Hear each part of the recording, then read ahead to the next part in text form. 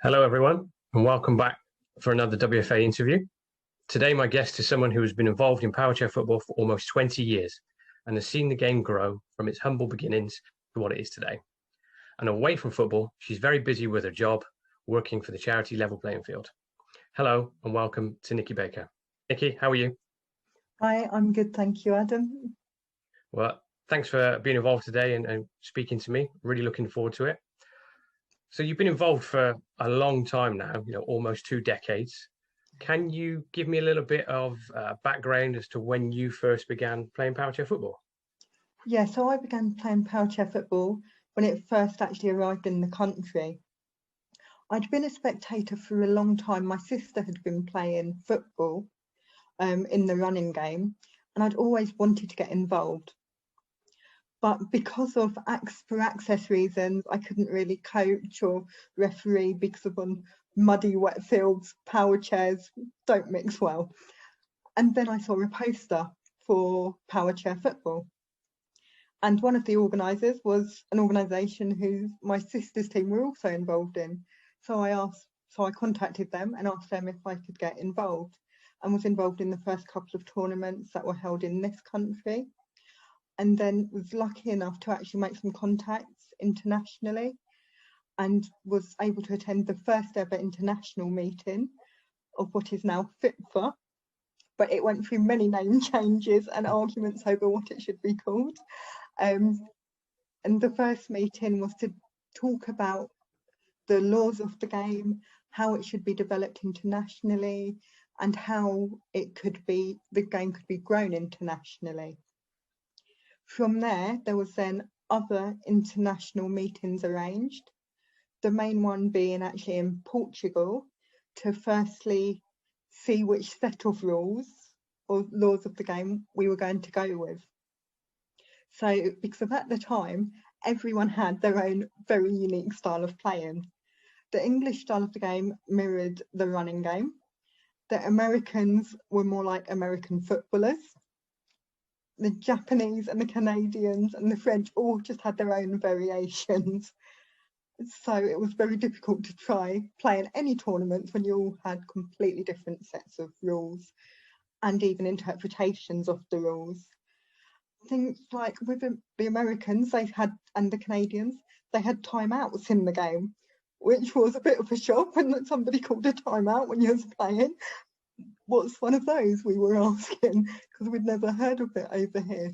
So we then, after Portugal, the decision was made that they would mainly mirror the English game because that was closest to running football, and that is they wanted it to mirror as closely as possible to the running game as possible. Then there was a few months in between and everyone went back to their countries, looked at the laws of the game and how they would implement them in their own country. There was then another tournament actually in Atlanta in USA to finalise the laws of the game and to tighten up anything that needed tightening up, because there was quite a few things that when you're playing 4-a-side, it is quite different to the running 11-a-side game. So obviously things like offside, you can't really have an offside when there's only 4 of you on the pitch for a team. So they had to look at various things like that to ensure they worked.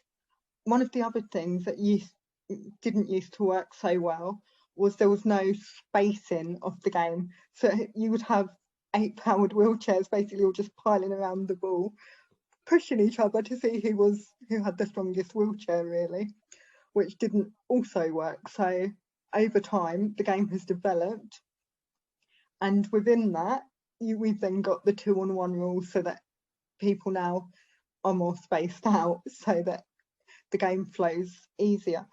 Also, when we first started playing, we played with a size 9 ball, which is a lot bigger than what we currently play with. So that was quite slow compared to the game now as well. It meant that the ball was big, so it was heavier, so it went a lot slower. The wheelchairs were generally people's everyday wheelchairs that had cut tyres stuck on the front of them. So obviously the equipment has now also changed quite a lot over the time. So I've been very lucky to actually play abroad, and it was a representational England team a couple of times, and it was a great honour to actually be able to represent your country through playing power chair football. And it was so great to be actually involved in the game so early on and to actually see it develop and watch how it's developed and think back over the past 2 decades of actually how much it's improved, how much it's come on, and just how much the game has grown. Because when I first started playing, there was probably around 12 to 16 of us who played across the whole country. And now, Adam, I'm sure you know better than me how many players you've got across the whole country, but it's a lot more than 12 to 16. Yeah, just a few more. And also I believe that sort of thing has happened worldwide as well. So in every country, it's developed a lot more. And there's more league structures as well, because there was no structure, there was no proper it was literally somebody would go, we haven't had a competition for a while. Oh, why don't we just put on a tournament at the weekend and invite a couple of other teams who we know about? So there was no player pathways or clear structure for any competitions. So it was really nice when we actually saw the start of the National League. And I was actually very lucky to captain the first ever team to win the National League. I think it was 2005. It was quite a while ago now. And I was playing for Aspire at the time. So it's been really nice to see the game grow and so many more teams come and join the sport as well and play competitively. Absolutely. From humble beginnings of 12, 15 people to the hundreds and hundreds we have now across the country, you know, it's fantastic that the way that the game's grown. You must have then loads of really positive and enjoyable experiences. Can you discuss a couple and tell me a couple that you really stick out for you? So I've probably touched on a couple of them already, but actually being in Portugal where there's actually discussing the way the game was going to go and then deciding to go with the English game was quite a special moment. And then actually cementing those rules in Atlanta to actually see how the game could become international and that it was going to be possible, to everyone initially thinking this might not be possible because of the game's so different worldwide. It was amazing to then see everyone coming together and wanting to come together and ensuring that there could be an actual international game and a pathway for players who use powered chairs. And probably the other one was winning the title for the first time, the first ever title. Yeah, special, something along those lines, you know, when it's the first ever title, that's very special. Yeah, no matter, even though Aspire went on to, we did go on to win some more titles after, nobody can ever take away you winning the first ever one, and nobody will ever win that again. Yeah, absolutely. So obviously you've seen it change to what it is now. You know, what are your thoughts on the way that the game is now and the way it's played? I think now it's so much faster and so much quicker and probably more technical than it was back when it first started, rather than 8 players just bashing each other. And the technical specifications with the wheelchairs, the footballs, the equipment, even things like the standard of refereeing, obviously, because then, I mean, it's still a lot of parents or people connected to players, but the level and the standard would have improved over that time, because of it was often, when we first started, people who probably didn't want to do it refereeing, but there was nobody else to referee because there were so few people involved at the time. They really didn't get a choice. So it was like, have you refereed before? Anything? Yes. Okay, great, you can referee our game. Come on then, I don't know the rules. Doesn't matter, you can do it. And yeah, the skill level of players has increased over the time as well. So yeah, it's changed an awful lot. You almost don't recognise when you look back and think, because of a lot of the changes have been incremental, you don't really realise how much it's changed and how much the game has improved. But then when you actually look back and think to the first days of playing, you think that's unbelievable actually how much it has changed when you look back. Yeah, absolutely. I'm sure well, the differences, the equipment, the speed, from going from a half a car tire being sawn and put across the front of your day chair to the football specific chairs we've got now in less than 20 years has been fantastic for the development of the game, and obviously looking forward to what the next 20 years might have in store You for us as can't, well. because you couldn't imagine then what it was going to be like. You can't imagine now what it will be like in the next 20 years Yeah, and the absolutely. improvements that will be made. Definitely. And I suppose as well, how have you found it being a female playing power chair football in a predominantly male game? Yeah. And what would you say to any potential future female players around getting involved in the sport? I would say because of it is a great leveler, and actually whether you're male or female doesn't really make a difference in power chair football. So it really does feel like a completely level playing field. Um, so it is a great leveler, and when you're on the pitch, it doesn't occur to you that you might be the only female in the team, or it just doesn't make a difference at all, be it whether you're male or female. And if anybody else is thinking about getting involved but is worried about being female, I'd say speak to one of the females who play, because we'd all be quite happy to talk to you. And yeah, we'd help put your mind at rest, and you could probably maybe even attend a training session where there is another female player, so you don't feel so isolated and alone. But I think all the clubs I've played for, and I've played for a few now, I think I've generally been the only female player in the squad. But that also doesn't mean you get it any easier if you make mistakes or aren't pulling your weight. You're expected just the same as everyone else. Brilliant. I love that. That's a great message of, everything is the same, it's equal, regardless, and you just coming in to play and you're treated exactly the same. So that's a great message, and definitely would advise anyone really to speak to you or to any other of our female players around getting involved. And certainly from our point of view of looking to deliver, when we can return, to deliver some more female events as well to try and encourage more female players, is something that we're really looking forward to doing. So thank you for that. So in addition to football, though, I suppose you're somewhat of a rarity in that kind of away from the game, you work and have a full-time job, and you've done so for a number of years. So Yeah. could you tell me a little bit about how you kind of got into employment and what you do?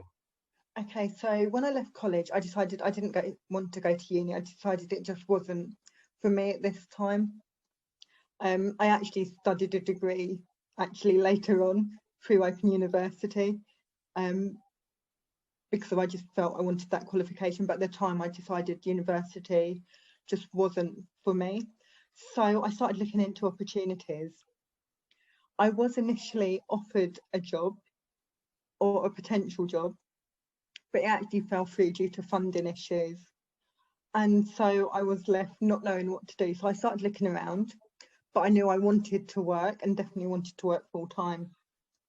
I saw an opportunity come up at a local disability charity for a trainee access auditor.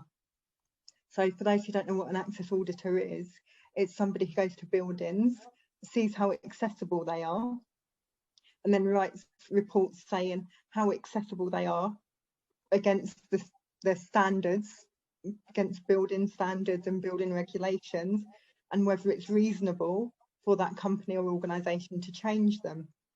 And then I worked for that local organisation for around 13 years. And then I saw an opportunity come up at where I currently work, which is Level Playing Field. And the opportunity was to deliver access audits for sports venues. And I had a love of sport, and I loved access and inclusion, and that brought both my passions together. And the job role also includes delivering some disability etiquette training and disability inclusion training. So when I saw the job role advertised, I saw it and I just said, this job is the one for me. And I was very lucky enough to get the job. And I've been now at Level Playing Field around 5.5 years.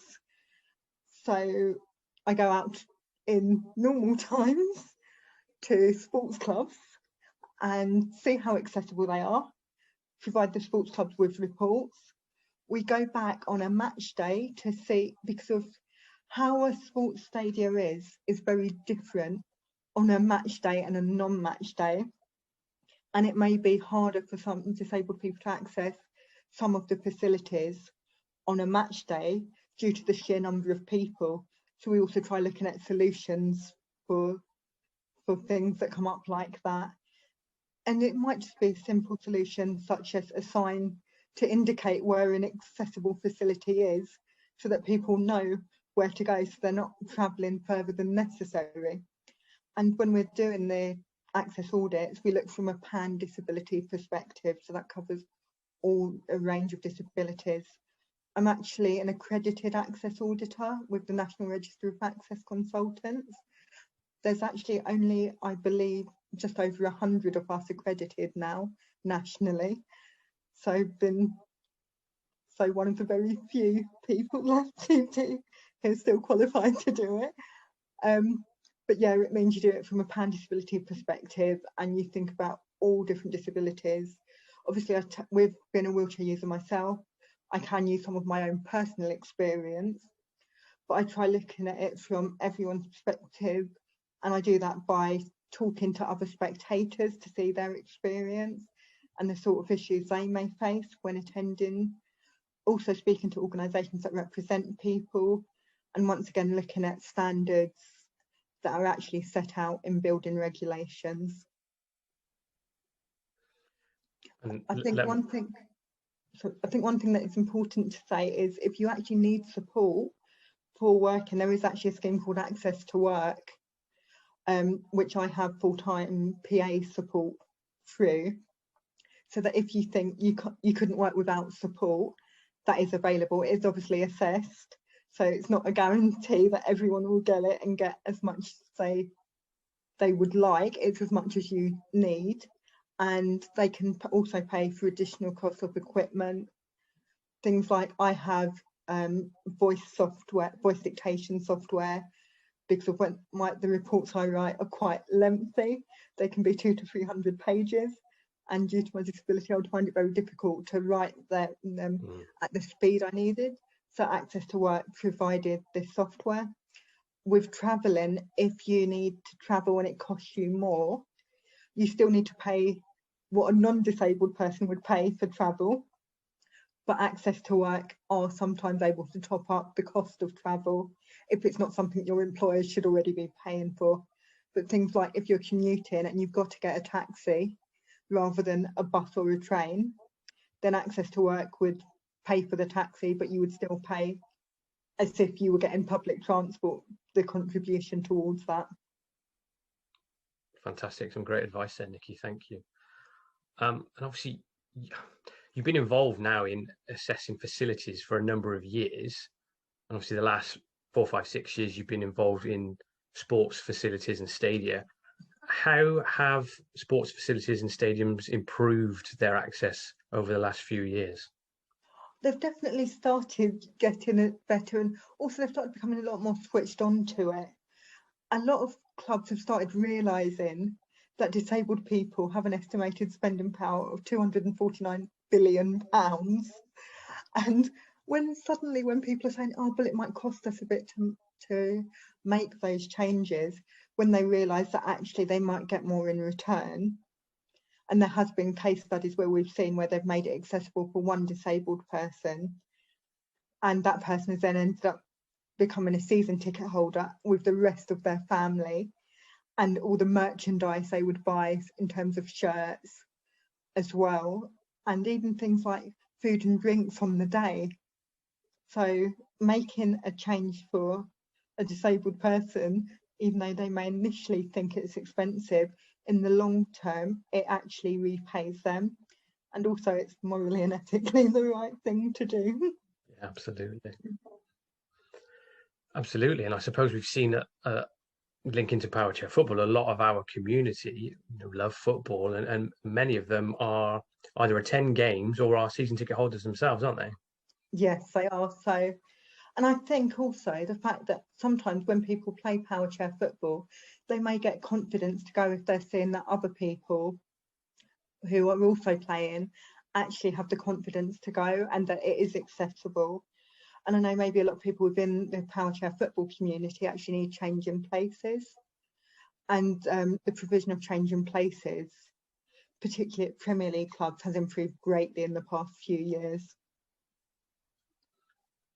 Brilliant. And I think changing places as a concept and what it can provide for specifically the power chair community is so incredibly helpful for them to be able to know that they can go out but have changing places facilities available within the stadium, to know that, you know, if they need to nip off at half time or whenever, they've got the right facilities there for them to use. Because of, I think, one of the most important things for everyone, wherever they go, if you can't access a suitable toilet facilities, my colleagues were going to laugh at me because they call me Queen of Toilets. And I've managed to get toilets in again. So yeah, the fact that actually a lot of stadiums now have that facility makes a great difference, and nobody should actually have to go to anywhere and not be able to have access to an appropriate toilet, or that's going to put them or somebody assisting them at risk without having that facility. Completely. And having facilities like that, whether it's at Premier League football grounds or any other stadia, or even in facilities that we use for power chair football competitions, you know, having a suitable size space and having the right equipment to be able to go to toilet and feel comfortable and confident is hugely important. Because I think even with powered chairs, a lot of the standard accessible toilets, even if people don't need the hoist or changing bench, the standard accessible toilets maybe just aren't suitable for the size of powered chairs, and particularly within power chair football. I know most people would struggle to get the powered chairs we have into standard size accessible toilets. Very much so, very much so. It's stressing how important it is. I suppose I might as well utilize this time now then to announce a partnership that's just been signed off by the Wheelchair Football Association and Level Playing Field. And this formal partnership will see both organisations work together on future events and promote each other's work, such as future WFA competitions, and also the upcoming Level Playing Field Weeks of Action campaign. So from your point of view, can you let us know what that campaign actually is?